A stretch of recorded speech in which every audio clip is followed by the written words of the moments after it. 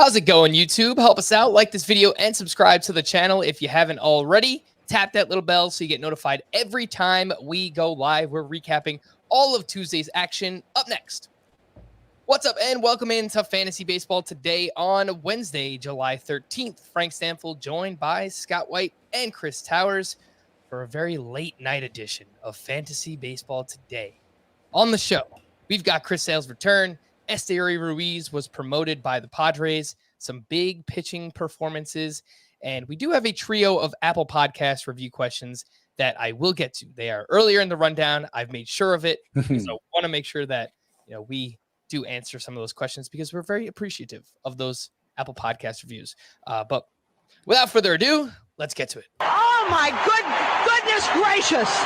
All right, it appears that Chris was so excited for the show that he disappeared, and now he's back. Oh my goodness gracious! Standouts for the day. We will start with Scott because he did not disappear. Yes, I did not. I've been here this whole time, and I will not take a breadstick this time, or the breadstick even. I don't know what the opposite of a breadstick would be. Like, Scott, just move around a little bit because your audio is doing that weird thing where it's not catching you. Okay, how is this? Is it catching me now? It's catching you. Got to catch it all. I love it. I know you do. I said it on for your benefit. Okay, so the player I'm picking, if I may get there and stop beating around the bush, is Andrew McCutchen. Yeah, I didn't see that coming, did you? Well, Andrew McCutchen had a big old game here on Tuesday. Andrew McCutchen went 2 for 4 with a homer domer. It was his 9th of the season. It was his 2nd in as many games. And it was his 6th in about a month's time. Last 31 games now for Andrew McCutchen. He's batting right around 325. I didn't do the math, including today's game yet, but it would be right around 325 with those 6 home runs. Again, that's in a 31-game stretch. And if you look at his StatCast page, as we are so inclined to do, Andrew McCutchen looks like a pretty good player there, too. His expected batting average is up near 280, and his expected slug is respectable as well. He certainly looks like a player who deserves to be rostered in more than 44% of the leagues he's in. I liked the move to Milwaukee. I liked that he came into this year with better health after battling, I think it was a knee issue all of last year. And I think that health is starting to show. He's also, contributes a stolen base every now and then, even at his advanced age. And I think those 5 outfielder leagues, certainly, McCutchen deserves a second look now that he's come around. Mm-hmm.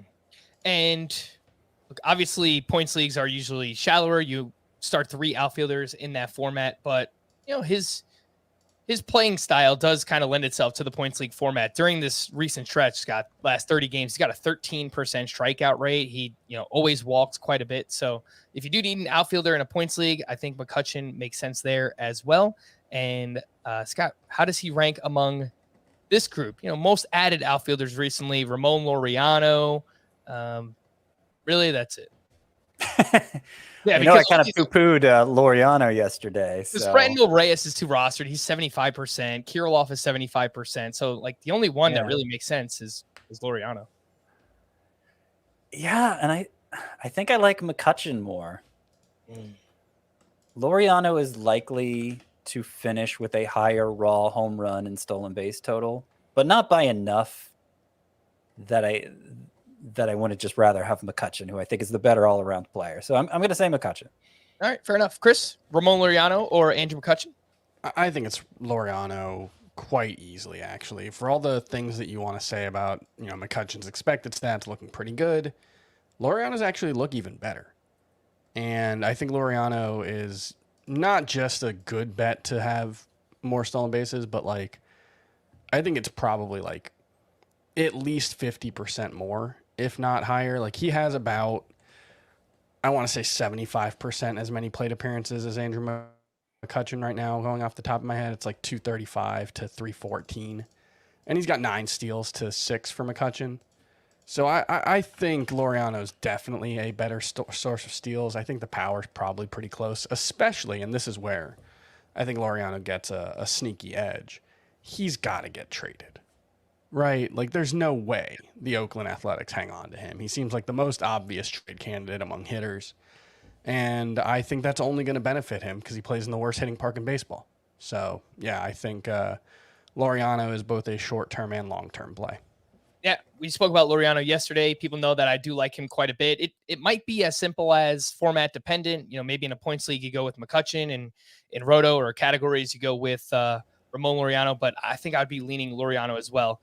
But I was surprised to see how good McCutchen has been over the past month. So I'm happy you brought him up there, Scotty. Laureano has another 2 years of team control after this year. So, you know, if the A's don't find an offer to their liking, I don't feel like they have to trade him. You know, it's not an impending free agent situation.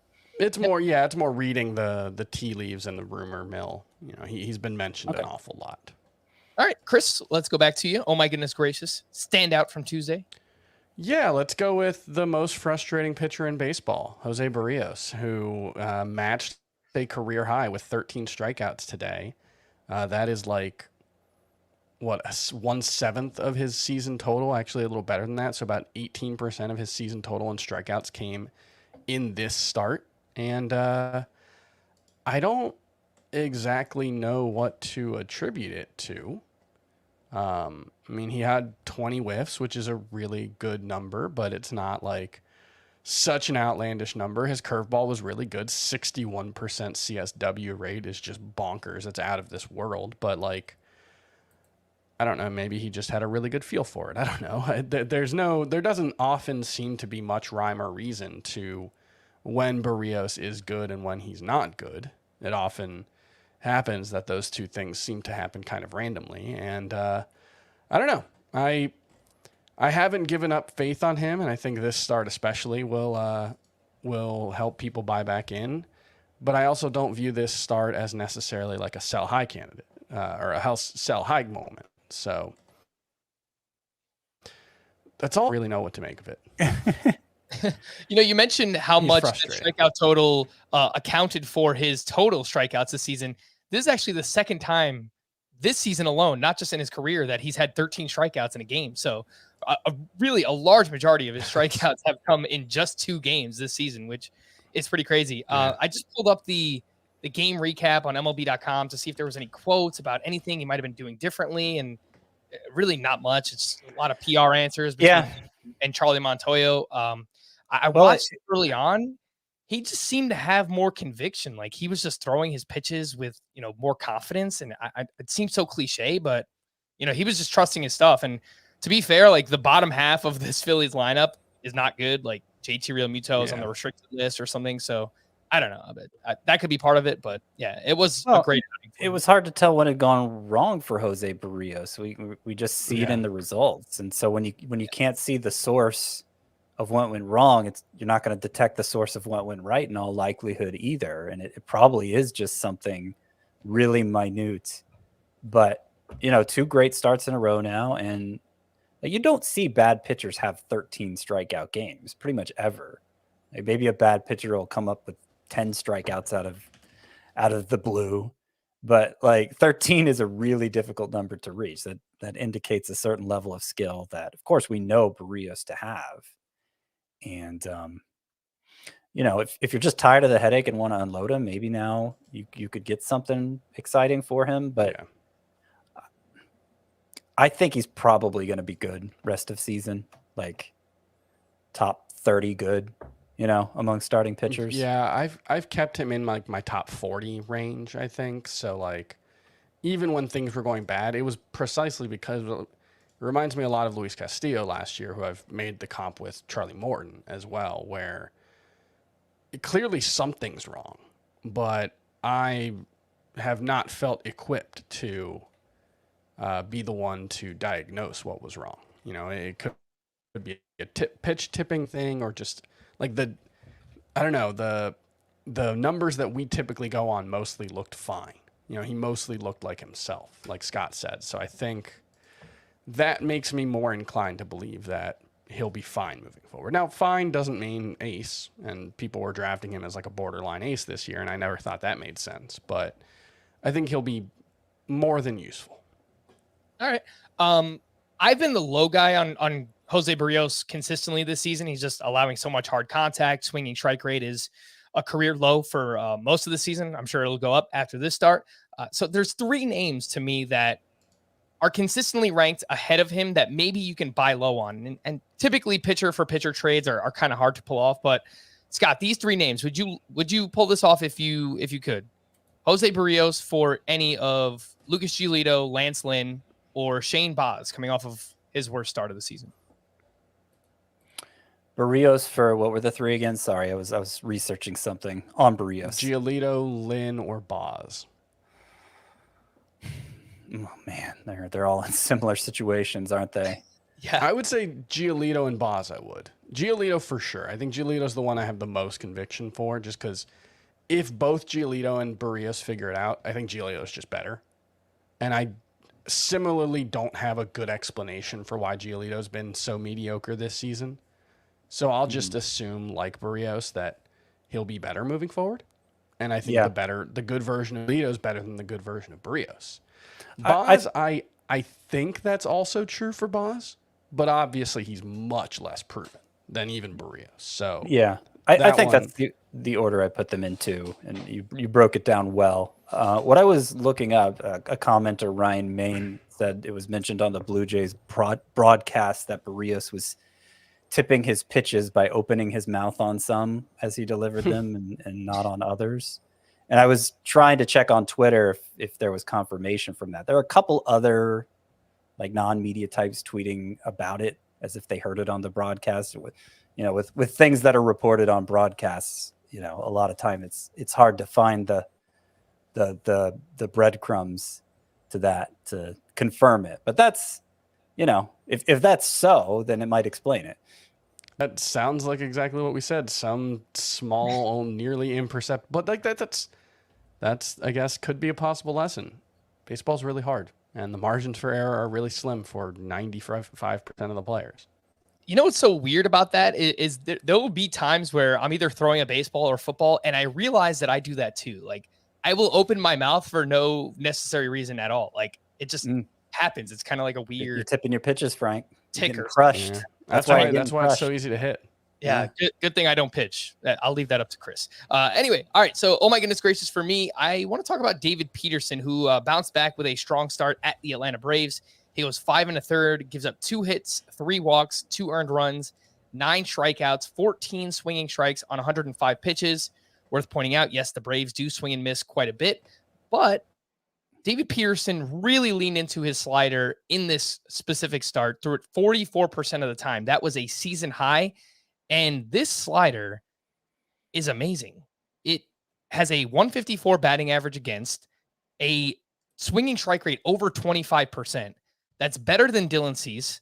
That's better than Garrett Cole's slider. Like that's how ridiculously good this slider has been so far for David Peterson. And with that, I mean, he's got a mid-3s ERA, over a strikeout per inning. The walks have been a big issue for him, but he kind of helps mitigate it by getting as many ground balls as he does. 53% ground ball rate. That's a great mark. So strikeouts and ground balls are there. He just kind of has to rein in the control a little bit. I'm really, really interested in what we've seen so far in David Peterson. Scott, what do you think? Is this a potential must-add opportunity for David Peterson? Yeah, I think so. It's been a while since a pitcher has emerged that we could get excited about who wasn't already like 70% rostered, and we're having to strain to call Hunter Green a potential waiver wire pickup, But David Peterson, people have been slow to come around to him, understandably. It's not like he was some hyped prospect, and in previous stints he wasn't anything special, but he may have figured something out here. It's been the 4 starts leading into this one, his swinging strike rate was 14%, which is very high. And, in some of those starts, the slider usage was up, not all of them, but the slider does seem to be a legitimate pitch. And when he leans on it hard, the results seem to be good, even against a good lineup in this case. Now, the Braves do strike out a lot. They do tend to swing and miss a lot, but they can also put a hurting on pitchers who aren't very good. And David Peterson kept them at bay. Yeah. And hopefully you listened to Scott and you actually started David Peterson, not like me, who benched him in a 15-team league because I was scared of the Braves. The Braves were like top 5 in WOBA against lefties coming into this week. I don't know. You start overthinking things, and I will say, like, I agree. He does seem to be worth rostering, but like he seems to have one good pitch. And that's a really tough profile. Like you can get away with it, but it sort of feels a little bit like like some of the guys that we've kind of bought into at starting pitcher already this season, like Tyler Anderson or Eric Lauer, where it does feel like it's probably not sustainable. And look, there's a reason he's widely available. David Peterson doesn't have a long track record at all. But yeah, I'm pretty skeptical that he's just good now all of a sudden, but he's still worth adding. I hadn't thought about this, but if Jacob deGrom returns after the All-Star break, I don't know that they're going to go 6-man rotation, and they already have 5, that Scherzer, Peterson, Bassett, Carrasco, Taijuan Walker. So does that give you any pause? Yeah, I mean, I guess Peterson would have to be the person who's bumped in that scenario. I had looked at that recently, but I guess Scherzer wasn't back yet, and I was like, there's. I guess I was worried about it with Scherzer coming back, but yeah, with deGrom on his heels, life tends to find a way and all that. Somebody else could get hurt, but presuming everybody's healthy and they have to bump somebody, who else would they bump but Peterson? So we'll see. I'm not saying Walker's you shouldn't add him really based well on right that now, reason. Yeah, Walker's pitching tremendous, and so and they might go 6-man for a while. Who knows? Take a little pressure off deGrom. Then again, they're trying to hold off those Braves, so they got to put their best foot forward every night too. Yeah, I don't know. They probably should just put Jacob deGrom in the bullpen. No, I'm just kidding. David Peterson's been better than him this year anyway. Oh my goodness gracious. How about the Orioles, right? So, like, can we just give it up to the Orioles? 9 wins in a row brings them to 500. This is the first time they've been 500 past the halfway point since 2017. Shout out to the Baltimore Orioles. Happy that they're getting it done. I mentioned David Peterson. He's obviously the most sought after waiver wire pitcher after the night. I'll just bring up these other two since we're talking about waiver wire pitchers. Do either of you like anything about Jordan Lyles or Bo Brisky? I do not. I tried to find things to like about it. I usually try to find something where I can say, okay, maybe this is a reason why this pitcher works. But I don't see anything for either of them. Fair Agreed. enough. Yep, quick, painless. All right, we can move on from those two. Let's talk about Esteury Ruiz, who got the call from the San Diego Padres here on Tuesday. And we've talked about him quite a bit. I actually think just on yesterday's podcast, he was having a monster season in the minors, 333 batting average, 13 homers, and yes, 60 steals across 77 games. The batting average seems a little over his head compared to everything else he's done in his minor league career. Not to say that prospects can't improve, but it is very high. He does have a little pop and legit 70 grade speed. In his debut on Tuesday, he went 2 for 4 with an RBI. He had his first steal, but then the Rockies challenged, and it was unfortunately overturned. 35% rostered is Esteury Ruiz. Chris, let's start with you. Do you think that he is a must-add player regardless of format, or is this just a categories type thing? No, not regardless of format. I think he's a must-add anywhere where steals really matter, though. So any categories league, any roto league, definitely. I think once you start getting into head-to-head points, like, yeah, his plate discipline this season has been really good. He's started walking a lot, 14% walk rate this season. He's cut his strikeout rate down to 17%. Those are really impressive numbers, but I don't know. He's someone who the prospect folks don't seem to like as much as the numbers might suggest. And I saw a really good example of why. So at AAA, he had 96 batted balls tracked by StatCast. 18 of them had an exit velocity of 95 miles per hour. 18 out of 96. That is below 20%. No Padres player has a hard hit rate below 20% this season. So, like, you look at his numbers and he looks like a 5-category star. I mean, he looks amazing. He's hitting like 330 across 2 levels with pop, 13 homers in, 77 games, the 60 steals. But there's a lot of extenuating circumstances at play. Like, if he's really got that limited of pop, I don't see how he's going to have the plate discipline that he had in the minors. And I think he absolutely needs to be rostered because he could steal 30 bases the rest of the season. Although I'll point out again, because I think it's fascinating, stolen base totals from the minors are basically fake news right now. The minors, second base is 13.5 inches closer to first base in the minors than it is in the majors right now. So maybe that explains why he got caught stealing today. In the minors, he would have been safe. He wasn't used to the difference. But yeah, I'm excited but skeptical as well of at least the surface numbers from what he's done in the minors.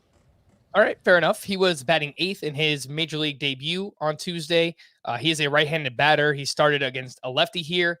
I do wonder if he will play every day out of the gate. We saw earlier in the season, the Padres were hesitant to play CJ Abrams every day, who is an even better prospect than Esteury Ruiz. So, Scott, what do you think about the playing time here? And if we're just kind of comparing him to other outfielder ads right now, Ramon Laureano, Andrew McCutchen, where does he rank among that group? Oh, I'd put him ahead of all of them.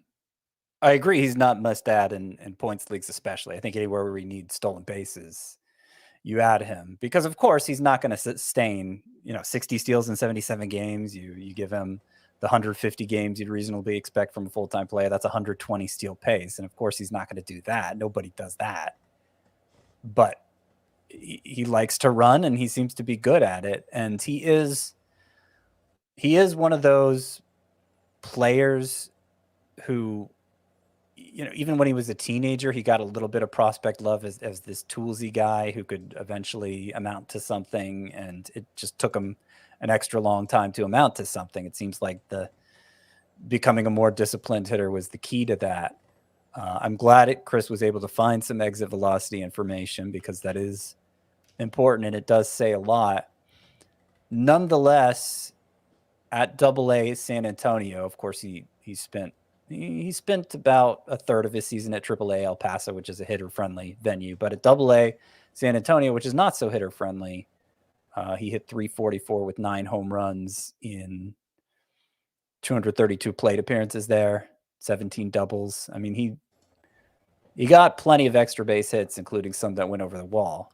So, so did Steven Kwan at AAA last year, and I know I got faked out by that, and he's just been completely punchless. But it does sound like Esteury Ruiz has more tools going for him than Kwan did. So I am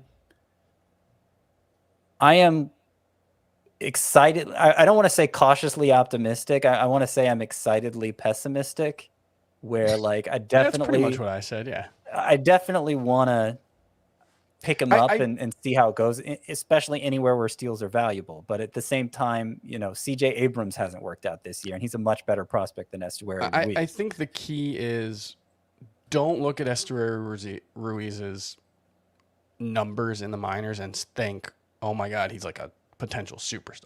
He's probably not that. He had 4 batted balls today.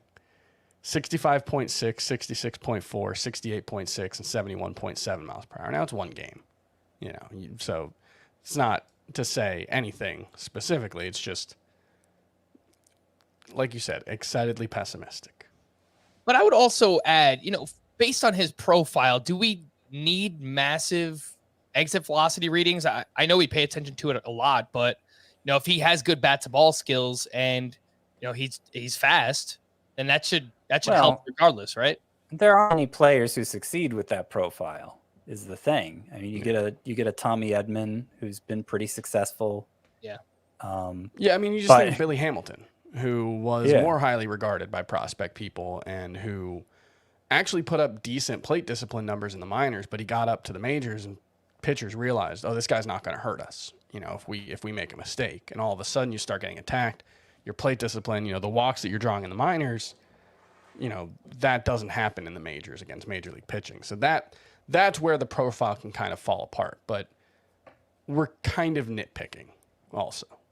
All right, let's move over to Chris Sale, who made his return, his first start in nearly 9 months. He obviously missed everything up until this point with a rib injury, which he suffered in spring training. And he was at the Rays. He went 5 shutout, 3 hits, 1 walk, 5 strikeouts, only had 4 swinging strikes on 78 pitches, but everything else looked great. 37% CSW overall. Velocity was up across the board. 1.5 miles per hour on the fastball, 1.4 on the slider. And speaking of that slider, it looked filthy. It looked like vintage Chris Sale. Was a great pitch in this start for him. Overall, I think it was a very, very encouraging return. Scott, what do you think about Chris Sale rest of season? Do you plan to move him up a little bit in the rankings after his debut?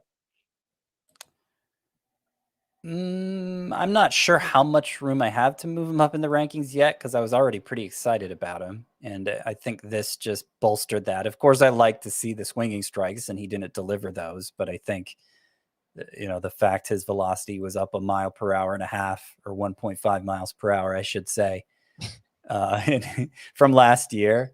Not that I think he needs that velocity. I mean, we've seen him handle low. We've seen him dominate with low 90s velocity, but it can only help. It can only help. And he threw 68% of his pitches for strikes his last minor league start, where he threw that 7-year-old tantrum, which is what he called it. So I can call it that. He walked a bunch of guys. So it was encouraging to see him in the strike zone consistently. And I think this is going to go well. I think if you stashed him all this time, you're going to be rewarded. All right, Chris, I moved him up for some context. Go ahead. Yeah, for some context, this is only the 3rd start since 2018 where he's averaged 95 miles per hour with his fastball. So, this is the hardest we really have seen him throw in quite some time, going back, even before the injury. I moved him up to SP33, just behind Luis Castillo, Lucas Giolito, and Darvish.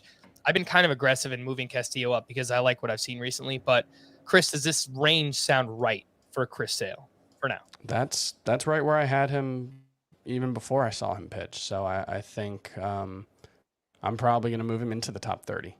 Right. Like, I think him versus Spencer Strider is a really interesting one moving forward, because Chris Sale is going to be better for innings for sure. Are we really that confident that Spencer Strider is just going to be better than Chris Sale the rest of the season? I don't know. Yeah, I mean, it's amazing strikeout stuff from Strider, lack of a track record. Chris Sale. Yeah, but also versus the injury risk that I think Sale comes with. I mean, I'm pretty sure he's over the rib injury, but he's dealt with so many things the past couple of years that I don't think that we can just overlook those as well. Sure. So that's why I'm still a little bit cautious about moving him much higher in the rankings, but we'll see where it goes from here. It was a great debut for one Chris Sale. Some waiver wire hitters I wanted to mention. Obviously, we spoke about Andrew McCutchen earlier. A few catchers did something of note here on Tuesday in a one catcher league. I would imagine those are the only leagues where these two are available. MJ Melendez went 2 for 5 with a triple and a run scored. He has now led off 2 games in a row for the Royals. He's 72% rostered. And Sean Murphy went 4 for 5 with 2 doubles and 2 RBI. His last 28 games, he is batting .317 with 4 homers and a 12% strikeout rate. So we've never really seen this from Sean Murphy, making a ton of contact, lots of line drives, and he is 74% rostered. Scott, who do you like more, MJ Melendez or Sean Murphy? Yeah, I still like Melendez more, especially now that the Royals have started batting him leadoff. That's obviously going to give him more chances and do all the things we like for a leadoff hitter. And, the strikeout to walk ratio, the exit velocity, it's all still very impressive for Melendez. I know it hasn't been smooth sailing for him recently, but I still think there's a lot of upside there. All right. Any interest? I was going to bring up Thairo Estrada. He had a double dong here on Tuesday. He's now up to 12 homers. He's got 9 homers, 12 steals, but he's still 75% rostered. So he's not really available, in I guess the leagues where, shallowest leagues where we'd be looking for him. But he's only started 3 of the last 5 games for the San Francisco Giants as well. So, Chris, I don't know, man. Like, just evaluating Thairo Estrada all season has kind of been weird because he never really played this much, and he's been good, but I don't know how much of that has actually been in people's lineups. So overall, your thoughts on Pyro Estrada? And the Giants are a weird team because they play matchups not just like lefty righty, but they play it like, like swing plane stuff versus specific pitchers. So it's hard to predict when a guy like that is going to play and when he's not. So I actually think 75% roster is probably too high. I don't really have all that much interest in him.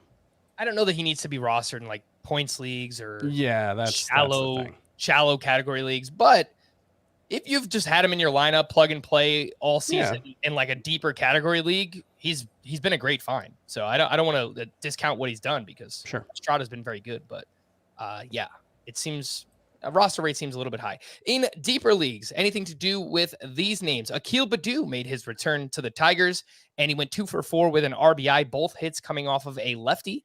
And in 30 games at AAA, he was batting .300 with 3 homers, 7 steals, and OPS over 900. Leody Taveras, we spoke about him yesterday. He had another big game, 2 for 4 with 2 doubles, and his third steal, he's only 5% rostered. Josh H. Smith went 2 for 5 with a double and a run scored. He is leading off against right-handed pitching for the Rangers, and he's got a 40% line drive rate. I know it's a small sample, but that's just a crazy number to have. And the Yerminator, Yermin Mercedes, had a big game for the Giants. He went 3 for 4 with a homer, 4 RBI, and he started in left field. I didn't see any like defensive plays for the Giants, but I would have loved to see how he actually played left field because that just kind of blows my mind. Scott, anything with these players in deeper leagues? Baddoo, Taveras, Smith, Yermin Mercedes. I am in keep an eye on mode for Baddoo and for Taveras. I think they could turn into something. I think it's too early to say they are. I mean, especially Baddoo. I mean, he just got back. But, hitting off lefties, that's nice to see. That's something we haven't seen him do a lot so far and the chances he's gotten. The one I'm really excited about, though, and I think he might be the most under-rostered player in fantasy, is Josh Smith. And I sort of understand why he's still only 9% rostered because he hasn't done much yet. But he bats leadoff against righties. He walks a lot. You look at his minor league track record. He runs a lot. He's stolen a couple bases already, despite not being on base that much. And as you point out, he's been hitting a lot of line drives. It seems like he's had some bad luck early on. Got some good luck on that inside the park home run on Monday because that looks like it could have been a single and a 3-base error, and they gave him the home run. But at the same time, I think he, with shortstop, third base eligibility in most leagues and that capacity to steal bases, I think he deserves to be rostered in, maybe 4 or 5 times as many leagues as he is. All right. How about this for Josh Smith? He is 1 for 11 against lefties. His one hit was that inside the park home run, Scott. How about that? It's just so random the way this. I watched the highlight of it this morning. I didn't see it when we talked about it last night. He looked so unenthused when he slid across home. I've never seen somebody show less emotion about an inside the park home run. Maybe he didn't think it was an inside the park home run, and it was his first career home run on top of that. So it was funny. Here's an interesting thing about him. He's got a 47% line or 43% line drive rate. So he's hit 23 line drives this season. He has yet to hit a barreled ball. So he's hitting a ton of 85 mile per hour line drives, I guess, which, hey, if you can do that consistently, you might hit for a decent average. That might be all you do. But yeah, his max exit velo is in the 8th percentile. So he seems pretty punchless. So I would like to see him run more. He actually rates out pretty well in terms of speed. And so if he could be a 280 hitter who steals 20 bases over the course of a season and scores 85 to 90 runs, I think there's something interesting there. But otherwise, it kind of sounds like, I don't know, a poor man's Gene Segura or something.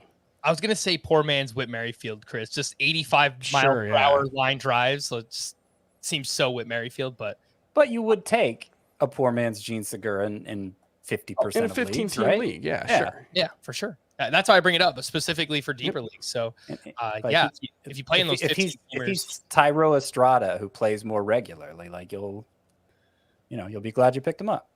All right, before we hit the break, want to let you know The Only is a new original soccer documentary that tells the life story of legendary U.S. women's soccer goalkeeper Brianna Scurry. Streaming exclusively on Paramount Plus, the documentary features insights from former teammates and the current U.S. women's national team players she inspired, including Mia Hamm, Brandy Chastain, Julie Foudy, Abby Wambach, Midge Purse, and more. From Scurry's darkest moments to her current investment in the reigning NWSL champion, Washington Spirit, The Only provides a unique autobiographical account of the life of a sports pioneer. Make sure to go to ParamountPlus.com and sign up for a free 7-day trial to stream The Only today. Let's take a break, and we'll return right after this. The news and notes. Unfortunately, Mike Trout exited in the 5th inning with back spasms in that game. So we'll have to see what comes of this, x-rays and MRI, and hopefully it's nothing too bad. But I don't know if this is something he's been playing through. Maybe it explains why he's been striking out as much as he has. So we'll keep a close eye on that. Fernando Tatis underwent another scan and met with the surgeon who performed his surgery on Monday. An update on his status is expected to come on Wednesday. He's awaiting clearance to participate in full baseball activities. And, if that comes this week, then we could see Fernando Tatis potentially by the end of July, early August. Yeah. I think that timeline would make sense for him. Trevor Story was removed Tuesday after getting hit by a pitch on his right hand. It was announced as a bruised right hand, but he's been sent for x-rays as well. Kevin Gausman threw a bullpen session Tuesday and could be an option to start Thursday against the Royals. He's been a little banged up with a bruised right ankle, but don't hold your breath. I feel like every day we get an update that Kevin Gausman is going to start in 2 days, and then it just doesn't happen. So it's been very frustrating recently because, it's like, do you throw this guy in your lineup? I did in the leagues where I have him, but I don't even know if he's going to pitch at this point. Frankie Montas felt good after a 25-pitch bullpen session on Tuesday and hopes to start this weekend against the Astros. He's missed his past few starts with shoulder inflammation. Starling Marte has now missed 3 straight with a left groin injury, and an IL stint is still in play for him. Christian Yelich, this one's bad, was scratched Tuesday due to mid-back tightness, which does scare me quite a bit. Obviously, Yelich has a history of back injuries that he dealt with as recently as last year. I mean, Chris, if you have Yelich on your team, I know that you've been one of the biggest Christian Yelich advocates this season. What do you do? Do you just hold and hope this doesn't, that nothing comes of this? Because I mean, this could be just the kind of thing that happens. He's had a history of back injuries. He's talked openly about it, how he's played through back tightness and back stiffness throughout his career, even going back to the minors. So it doesn't necessarily mean it's much of anything. It hasn't been an issue so far this season. So I don't know. We'll keep an eye on it. But you're not dropping him. You're not trading him. So, yeah. All right. Freddie Peralta has progressed to throwing multi-inning bullpen sessions. He's been on the IL since late May due to a right posterior shoulder strain. And honestly, I kind of forgot about him until I saw this update. So would be nice to get that's a surprisingly positive sign. I didn't realize he had advanced that far, but I mean, multi-inning bullpen sessions, that's like a step away from rehab starts often. So, I mean, we could be looking at Freddie Peralta being back in a month, which I didn't really think was on the table. Yeah, maybe early August would be nice for Freddie Peralta. Tyler O'Neill said his bruised right wrist checked out fine following a full workout on Monday, potentially putting him back on track to come off the IL on Wednesday. Tyler Mahle expects to return from the IL right after the All-Star break. He's been out since July 6th with a right shoulder strain. Andrew Heaney will begin a rehab assignment with Single A on Saturday. He's been on the IL with a left shoulder inflammation. Jurickson Profar is doing baseball activities and could return to action later this week. I also saw that Will Myers is starting up a rehab assignment too. So I don't know how this will all work out for Esteury Ruiz. I mean, look, if he hits, he's going to play, but it seems like we're about to have a. Yeah, they don't have much in their outfield. I mean, even Trent Grisham has just been a disaster this year. So I suspect now that they've broken the seal, I guess, on Esteury Ruiz's major league career, they're going to give him a chance. But of course, he has to perform. Mm-hmm. I don't want Padres fans to like come for me on Twitter because unfortunately that seems to happen when doing this podcast. But could somebody just let me know if Trent Grisham is actually a good fielder? Because it seems like whenever I watch them play, he is making some like grave mistake that, like. Yeah, he had one, was it yesterday or today, where he just like didn't seem to see the ball and it just kind of skipped right past him. It was bizarre. That happened yesterday. Yeah. When Sean Manaea was starting, it was like a line drive, like, hit to his left, and he thought he had it squared up, just went right past him. It turned into a triple. He did the same thing last week, and it turned into an inside the park homer. And then he came in as a defensive replacement on Tuesday night, and he just dropped a fly ball. Like, it was kind of like a running catch, so it wasn't easy, but it's just like, dude, you're a major leaguer. Like, what are we doing? Seems like I don't know. It seems like he might just be in his head. Yeah, for real. As expected, Brian Bayo was optioned back to AAA on Tuesday. I assume he is a drop in all leagues, redraft leagues. Yeah. Fair enough. Garrett Whitlock will likely return Friday against the Yankees, but is looking at a multi-inning relief role. Do we have any interest in him in fantasy? Maybe saves plus hold leagues for Garrett Whitlock? I mean, I could see him in some of those like daily Yahoo style categories leagues, just plugging him in whenever you're not using a starter. But I think in the sort of fantasy leagues we normally cater to, not so much. I mean, look, I've got Michael King in the lineup in 2 different 15-team roto leagues. So like multi-inning relievers actually have some appeal in those deeper roto leagues. You can get 5-6 strikeouts in a week from a guy like Garrett Whitlock. So I think he's at least worth a look in a deeper, like a 15-team roto. Speaking of deeper leagues, Miguel Sano will move his rehab to AAA and has been on the IL since April after undergoing surgery on a torn meniscus in his left knee. He's 21% rostered. If you need power, again, deeper leagues, just a name to pay attention to, Miguel Sano. Gabriel Moreno was optioned back to AAA as Danny Jansen was reinstated by the Blue Jays. Moreno was batting .276, but with no power, quite literally 0 home runs. I assume we could drop Gabriel Moreno in 2 catcher leagues. Yeah, we can. I think he showed some really promising skills. Like, he didn't strike out at all, 11% strikeout rate, and the quality of contact metrics were actually decent. He didn't hit the ball in the air enough, but like above average in terms of max exit velo and average exit velo. So, definitely not giving up on him by any means. Last but not least, Mike Soroka threw a bullpen session on Monday with no issues and should return to throwing live batting practice before being cleared for a rehab assignment. Scott, do you think he'll be used as a starter of the season or maybe just out of the bullpen, Mike Soroka? Oh, man. I mean, let's see how his rehab assignment goes. But as far as I know, they're planning to rehab him to start. What was his most recent setback?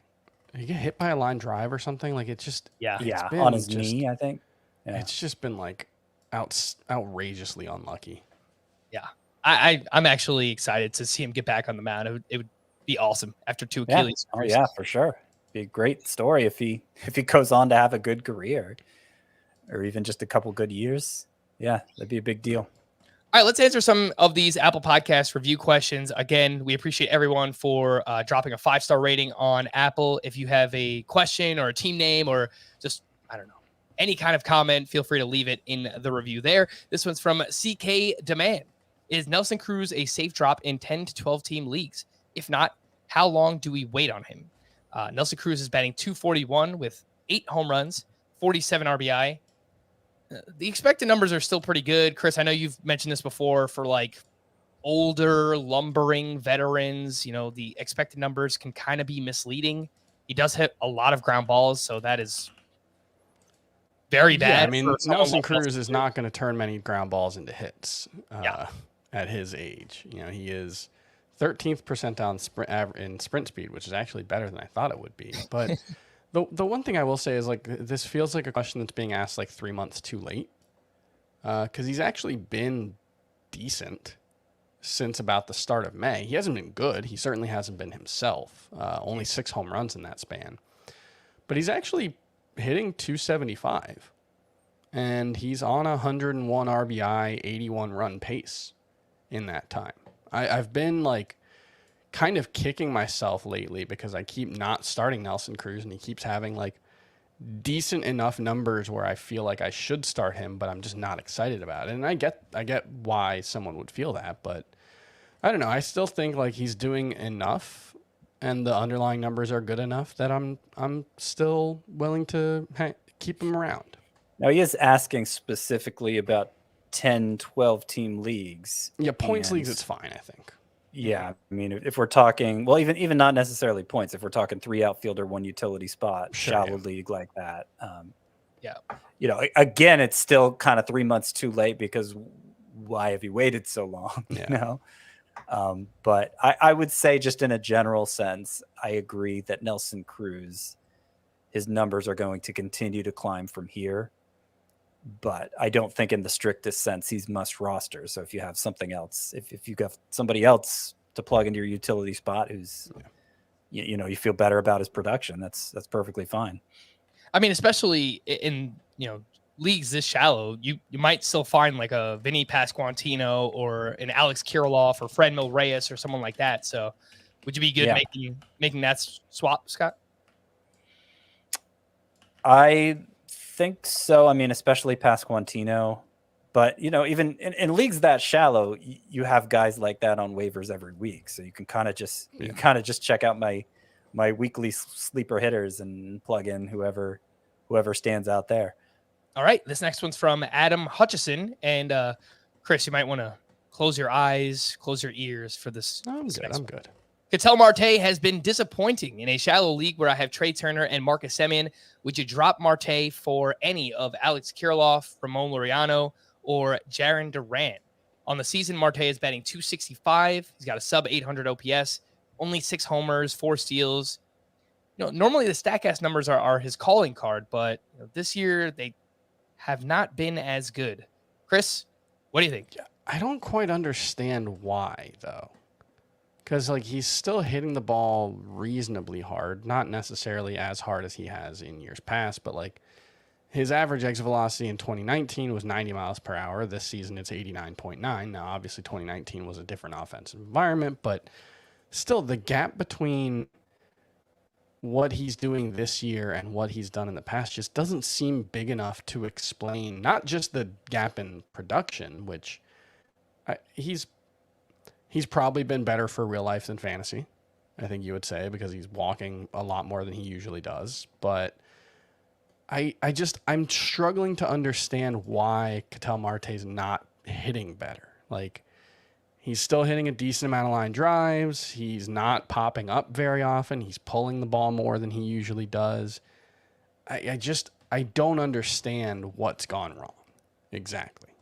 According to Fangraphs, his line drive rate is down about 6 percentage points compared to last year. His fly ball rate is up, so that would lend itself to a lower BABIP. His home run to fly ball ratio is below his career norm. It's only 7.2%, so that's actually pretty bad. Scott, what do you think about dropping Marte for one of Kirilloff, Laureano, Jarren Duran in a shallow league? No, I mean, I want to do it. I don't think. I mean, if you're looking for upside, who of those guys has more than Ketel Marte? It'd be one thing if Alex Kirilloff had put together 3 straight monster weeks and was clearly breaking out, but it's too theoretical. Or if Duran could hit lefties. Yeah. Or was getting the opportunity. I mean, he's left. I feel like he's left like 3 or 4 of the last 5 games early. So, like, I could see a world where Jarren Duran or Alex Kirilloff's better than Ketel Marte moving forward, but I don't think we're in that world yet. Mm-hmm. I think Kirilloff could probably be a similar player to Ketel Marte if he kind of hits his ceiling. No speed, obviously, but, you know, high batting average, modest power. I think they could be similar players. All right, this next one's from Immaculate 21, 12-team 5x5 categories league. I lost Bryce Harper, and my pitching is deep. Shane Baz, got Woodruff, Verlander, Morton, McClanahan, Josiah Gray, Chris Sale, etc. I got offered Fernando Tatis for my Brandon Woodruff and Jeremy Pena. I'm currently in first place, and there's a big gap between first and second and the rest of the league. I'm looking to bolster my lineup for the August playoff run, but not sure about this trade with the risk that I am taking on. I like the idea, but it seems pricey. Yeah, he just wants too much. He's trying to rake you over the coals here with this. It would be I think it would be a good trade if Tatis was fully healthy. Right. It would be a decent trade if Tatis was like 2 or 3 weeks away. Right. But when we have no idea when Tatis is coming back, like I think Woodruff and Payne is a really strong combination of players. That's a really valuable couple of players. So I don't know. The one thing that does make me think like maybe it's worth it is just the idea that he doesn't really need anyone right now. Like he's playing for the playoffs, but even then, like you're deep at pitching, except okay, you get rid of Woodruff, you've got Verlander. And as far as rest of season guys that you definitely feel like in the playoffs are going to be huge, massive, guaranteed contributors. I mean, McClanahan, we don't know what the workload's going to look like in August and September, right? So, like, what if he's going out there and throwing 4 or 5 innings every start? What if, like, Chris Sale, Josiah Gray, Charlie Morton, like, I like all of those guys. I like Shane Baz. I think you have 6 top 50 or top 40 pitchers right now, so you are deep, but they're mostly in the glob. I think Baz or Sale and Pena is a more fair trade for both sides. Does that sound right? Yeah, I agree with that. The thing is, like, even if you assume you don't need Woodruff, you have to, if you're going to use Woodruff as a trade chip, you have to, you can't give one of your opponents here that much of an advantage in the trade. And I'll point out just the Marlins as an example of just trade pitching for hitting. You have too much pitching. You never have too much pitching. Like pitchers just get hurt. That's what happens. And don't just give up depth in fantasy for the sake of it, because I've kind of fallen down that rabbit hole before as well. And, you just look around and you're like, oh, I have all these awesome players on my bench. I might as well consolidate and get a better player. And it's just like more often than not, 2-for-1 trades, they're pretty hard to pull off. So if you could do Sale and Baz, Baz and Pena.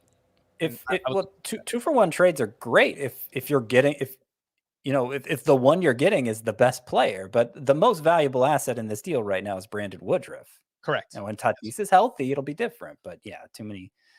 But I think we've broken it down enough. All right, let's get into the rest of Tuesday's action. Some stud pitchers being studs, and yes, we could have mentioned this earlier, but what are we going to tell you about Shane Bieber other than he's looked really good? He gets back on track with his first complete game since April 13th of last year. He was up against the White Sox, where he allowed just 3 hits, 1 run, 7 strikeouts to 0 walks. He had 11 swinging strikes in this start, drops his ERA to 3.24. Garrett Cole bounces back with his 5th double-digit strikeout effort of the season. He goes 7 shutout with 11 strikeouts against the Cincinnati Reds. And Dylan Cease makes it 9 straight starts, allowing 1 earned run or fewer. He goes 5 2/3 shutout with 9 strikeouts. I lied. There was one more pitcher I wanted to mention. Logan Webb. Logan Webb is on quite the run right now. 6 straight quality starts, 6 shutout, 8 strikeouts. The swinging strikes way up in the start, 16 of them. The ERA is now down to 2.82 for the season. He's quietly really, really turned around his season. Webb, Cease, Cole, Bieber. Scott, what do you think? I don't know that my opinion was changed on any of these pitchers today. Right. Let me see. Anything interesting I could point out here? So Dylan Cease got all 19 of his swinging strikes on the slider. Did you mention that? I thought that was something. He threw that pitch more than usual. And I don't know. Maybe he should keep doing that. But, he's had a lot of success no matter what he's done lately. Bieber, it was nice to see this rebound from Bieber. It was against a bad lineup, and the swinging strikes and the strikeouts were still subpar, or at best par. Mm-hmm. he continues to be a bit vexing. I think I he's think it's just fine. he's good but not great. Yeah, You I know? think so too. But part of me wonders if the other shoe is about to, like, if there's another shoe that drops, it's a bad one. I don't think there's another shoe that drops where without improved velocity, where he gets better than this. Okay. I will Do point shoes out tend to drop in a good way? I don't think so, but there were a few pitch mix changes for some of these. You mentioned the slider, Scott. Dylan Cease used it a season high 54% in his start, and it's just far and away his best pitch. It's been ridiculous. Shane Bieber used a cutter more today, on Tuesday rather, and he hadn't really been using that pitch this season. He used it a lot in his Cy Young 2020 season, and Garrett Cole basically got rid of the cutter in this one and upped his slider. He threw it 35% of the time. Go ahead, Chris. Did the White Sox have like an inordinate number of lefties in the lineup today? I'm trying to look. I don't even think that they have. He tends to throw that. Yeah, I think they only had one, maybe two lefties in the lineup today. So, because he tends to throw that pitch more against lefties. Yeah. And the cutter's been awful. So it's possible that Bieber figured something out with the cutter, and maybe that explains the change. So that would be a potentially interesting development if he feels more confident in the cutter. Yeah. I was going to say the White Sox don't even have that ability. Their lineup seems so right-handed. Yeah. Like consistently, their top six are all right-handed batters. A few other pitching standouts from Tuesday. Corey Kluber turns in back-to-back quality starts, both against the Red Sox. He goes 6 innings, 2 runs, 7 strikeouts. And Luis Garcia had one of his best starts of the season at the Angels, where he allowed just 1 hit, 1 run over 6 innings with 7 strikeouts. And he changed up his pitch mix a little bit in this one. Less four seams and cutters, which has basically been his bread and butter this year. And he mixed in more changeups and curveballs, which they've actually been pretty good pitches for him this season. Chris, anything you'd like to add on Kluber, Luis Garcia? I remain pretty skeptical about Kluber, so I'm not particularly interested in him. I think Luis Garcia is pretty good. All right. These hitters are pretty hot. Again, could have mentioned Corey Seager earlier because he has now homered in 5 straight games, and in 6 of his last 7. He's now up to 21 home runs before the All-Star break. Teoscar Hernandez has really turned it around. 40 games since the end of May. He's batting .316 with 7 homers, 4 steals, 93-mile-per-hour average exit velocity. Luis Robert has 3 home runs over his last 7 games, and he has a 50% fly ball rate in the month of July. Freddie Freeman, back-to-back 4-hit games with a home run in each. Seiya Suzuki went 1 for 4 with his 4th stolen base, and in 8 games since returning, he's batting over 300. He's got 2 homers, 1 steal. And Gleyber Torres went 3 for 4. He has multiple hits in 6 of his last 8 games, and he's now batting .275. OPS is over 800. He's got 13 homers, 5 steals. It's very quietly been a nice bounce-back season for Gleyber Torres. Scott, anything you'd like to add on this group? I mean, that Gleyber Torres, you read that off that season line, it looks a lot like his rookie season when we thought he was, the next big thing at second base. Not the 38 homer in 2019. It doesn't look like that. I mean, 2019 is going to go down as the career year for so many players, including Torres in all likelihood. But, even the year before that, we were pretty excited about what Gleyber Torres could be. And, it's pretty encouraging what he's done this year, I would say. Here's a fun fact about Corey Seager's recent run. Was it 5 home runs in the last 7 games? 5 straight games, 6 of his last 7. 6 in his last 7. In this last 7 games, he has a .238 BABIP. He's having a great season, except his BABIP is 90 points lower than it usually is. And so if and when that corrects, and the expected stats mostly suggest it will, I think Corey Seager is going to just be a monster. I think he's absolutely I don't know if you could call him a buy low at this point, but a buy. Buy high. Buy as high as you possibly can on Corey Seager right now. He has been awesome. Some other hitting leftovers. Lourdes Gurriel went 4 for 4. He's now batting .305 overall. Just doesn't really do much else. 5 homers, 3 steals on the season. Speaking of steals, George Springer stole his 9th of the season. He also has 17 home runs.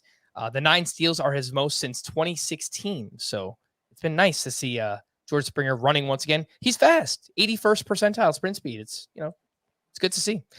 Speaking of more steals, Cedric Mullins went 2 for 4 with 2 steals himself. He's now up to 18 total. Trey Turner hit his 12th home run. Charlie Blackmon hit his 14th. Jorge Polanco has 6 home runs in 12 games since returning. Batting average hasn't been there yet, but nice to see the power. Willy Adames hit his 18th home run. It's only batting .219, but his expected numbers are much better. So I think a better second half is coming for one Willy Adames. The call to the bullpen. Oh, there were so many things happening with bullpens here on Tuesday. Let's run through it. The Pirates, David Bednar picked up his 16th save. For the Blue Jays, Jordan Romano picked up his 19th. For Tampa Bay, Brooks Raley picked up his 5th save. Jason Adam had the Rays' previous 2 saves, but pitched 3 of the last 4 days entering Tuesday. For the Braves, AJ Minter picked up his 4th save. And since Kenley Jansen has gone down, they've had a ton of save opportunities. 4 have gone to Minter, 3 have gone to Will Smith, but it does sound like Kenley Jansen will be back soon. Wednesday might be Wednesday, right? Yeah. The plan was originally Tuesday, but I guess they delayed it a day. For Oakland, old friend Lou Trevino entered with a 2-run lead. He gave up that solo homer to Corey Seager, and then an RBI double to Cole Calhoun. He does take the blown save there. And that game was... Danny Jimenez is I think, close to a rehab assignment. I'm curious if he's going to end up reclaiming that role for the A's. Yeah. He got dropped in so. a bunch of leagues where it's a big deal that he got dropped. So I have some investment in Danny Jimenez now. Later in that game, the A's scored 8 runs in the 12th inning, and they wound up winning 14-7. So that one was just wild. For the Orioles, Jorge Lopez picked up his 17th save. For the Cardinals, I feel like every single time I say we're done with Giovanni Gallegos, right? Like we could just drop him. He goes out and gets a save. So Ryan Helsley pitched in the 8th inning. He had a 2-run lead. He was facing 9-1-2 in the Dodgers lineup. And then Gallegos came in the 9th. He gave up a solo home run to Freddie Freeman and then a walk to Max Muncy, but did convert his 10th save of the season. Do you guys see any rhyme or reason with the Cardinals bullpen right now? Oh, yeah. I think Helsley's their number 1 reliever, which means he usually works the 9th, but there are going to be instances like when Mookie Betts and Trey Turner are due up that he works the 8th instead. I don't know why they didn't just leave him in to face Freeman too, but... Yeah, they did the same thing on Sunday, I think, or at least one of the games over the weekend. There was a similar situation where he faced 9-1-2, and then Gallegos came in, I believe. So that's I think that's the role. For the Tigers, Gregory Soto picked up his 18th save. For the Rockies, Daniel Bard picked up his 19th save. Just going through this, a lot of either late round relievers or early season waiver wire pickups. I mean, they've held on to the role for a long time. It's looking through this. Daniel Bard, Jorge Lopez, Soto was kind of like a mid to late round pick. David Bednar was, a mid to late round pick. Yeah. Right. As somebody who writes the bullpen report almost weekly, I mean, it's been a little hard to sustain it weekly with the lack of turnover, but yeah, things have been surprisingly stable. I mean, the bullpens that are not so stable have pretty much been that way from the beginning. And even those you're beginning to see stabilize, like the Mariners, obviously the Red Sox recently, the Marlins seem to have found their guy. So that's kind of why that Brett Martin news was, it was the biggest shakeup we've seen there in a while, I feel like. Mm-hmm. For the Yankees, watching this game was just a disaster. Clay Holmes entered with a 3-run lead, does not record an out. He goes walk, single, hit by pitch, single, hit by pitch. Pulled with a 3-2 lead, bases loaded, 0 outs. Wandy Peralta does get the 2 outs, like fielder's choice, they throw home. And then he gives up a 2-run single to Jonathan India. They wind up losing the game. On the other side, for the Reds, Alexis Diaz, brother of Edwin Diaz, walked 1 but picked up his 3rd save. He is 11% rostered, and Hunter Strickland last pitched on Saturday. So I feel like he should have been available. Yeah, I'm guessing that it was because there was a 4-run rally in the top of the 9th inning. They didn't warm up their closer, but Like, the closer should be Alexis Diaz. He's far and away their best reliever, way better than Hunter Strickland. And I think eventually the cream is going to rise to the top here. With every conversion, maybe Diaz does get closer to snatching the job away from Strickland. I will say I think Diaz probably isn't that good. Like, I think that the issue of the Reds bullpen will probably continue even if he does become the closer. Yeah. Like, I don't think he's gonna like run away with the job. I think he's probably not very good. But which is why he's a reliever on the Reds. Exactly, but he's also probably, sure, he's better. Like he deserves a chance over Hunter Strickland 100%. Yeah. I'm not super excited about the prospect of adding him. That's fair. For the Astros, last one here, Ryan Presley picked up his 19th save of the season. To stream or not to stream, Wednesday, Chris Flexen at the Nationals, Brady Singer versus the Tigers, JT Brubaker at the Marlins, Ross Stripling versus the Phillies, Aaron Savali versus the White Sox, Spencer Watkins at the Cubs, Justin Steele versus the Orioles. The Marlins are about to get swept in a 4-game series against the Pirates at home. Start JT Brubaker. The Marlins. Yeah. I don't think the Marlins have right now in their likely lineup for Wednesday. I don't know if they have a single player who would start on more than half of the other teams in baseball, assuming Garrett Cooper's out. Right. Yeah. They won't have Cooper. They don't have Soler. Jazz. They don't have Soler. Like it's like John Birdie or bust. Like, can John Birdie steal 3 bases in a row and they'll score a run? Maybe. That lineup's dreadful right now. Yeah. I think Brubaker is the one for me as well. I think we mentioned Justin Steele on yesterday's podcast as well. For Thursday, Zach Thompson at the Marlins in a revenge game. Braxton Garrett versus the Pirates. Cutter Crawford, who pitches for the Red Sox, he will be at the Rays. Johnny Cueto at the Twins. Keegan Thompson versus the Mets. Marco Gonzalez at the Rangers. And Reed Detmers versus the Astros. I would like to add Reed Detmers, but not start him against Houston. Correct. I mean, what the heck, Zach Thompson? Let's go finish off the sweep. Probably Marco Gonzalez, if I'm being serious. Yeah. I think that all makes sense. And you could tell how much Scott loves the segment because he did not say a single word. So I do appreciate that. Just bad. All right. Well, if you're still listening at the 107 mark or however long this podcast goes, Scott will not be here for the next couple of days. He's going on vacation. So farewell, Scotty, and have fun while you're gone. Thank you. All right. And we're going to wrap there. For Scott and Chris, I am Frank. Thank you all for listening and watching Fantasy Baseball today. We'll be back again tomorrow. Bye-bye.